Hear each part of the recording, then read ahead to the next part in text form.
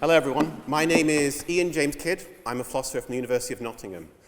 So EPIC is partly a project in the philosophy of illness. One of the reasons this matters is illness is a human universal. Everyone is, was, or will be ill. Everyone is, was, or will be concerned for those who are ill. And of course, one of the main reasons is illness brings with it so many different forms of suffering. Pain, alienation, loss of confidence, loss of social opportunities, loss of the abilities that were central to our lives, disruption to our identities.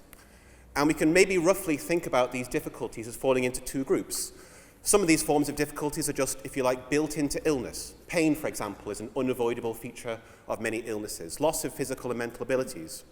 But a second kind of difficulties are the ones that we strangely add to people's suffering. So pain might be an inevitable feature of illness, but having your pain reports ignored or dismissed so that you don't get the pain relief you need, that is something that we seem to want to add to the world.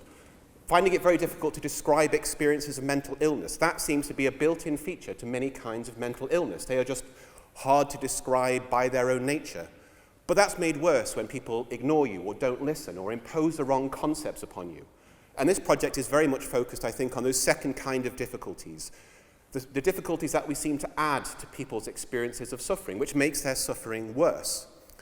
Now, we're focusing upon epistemic injustices, the ways in which people's reports get ignored or dismissed or silenced. But one thing we should emphasize is that these are only part of the whole predicament of patients. There are many things that worsen the suffering of ill persons. It includes epistemic injustices, it includes people not listening to you, not taking you seriously, but also includes many of the other things that will make your life worse if you're ill. Lack of access to healthcare services, racial inequalities, underinvestment in the National Health Service, everyday acts of cruelty, callousness, and unkindness from people, the inefficient ways that we arrange the social world. So if we're going to think about epistemic injustices and illness and do something about them, then we really have to think about them as well in terms of this much broader historical, social, and political context. We should think about the epistemic injustices and also all the different factors that make them worse. We should think about the ways that epistemic injustices relate to all the other inequalities and imperfections and the failings of the world that we've inherited. So although we're thinking about epistemic injustices, we're also thinking in a much broader sense.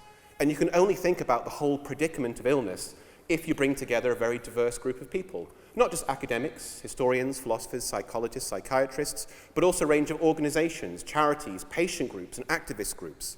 If you really want to understand seriously the predicament of illness and really do something about it, then you have to think largely, politically, ambitiously, and systematically. So that's part of what we want to do in this project. This is also what I think we want to do in all the surrounding work as well. Life is hard, unavoidably hard, but what we're interested in the ways in which we needlessly make life even harder for people by adding to it injustices, cruelties, inefficiencies, etc. So this might sound pessimistic, but it's not.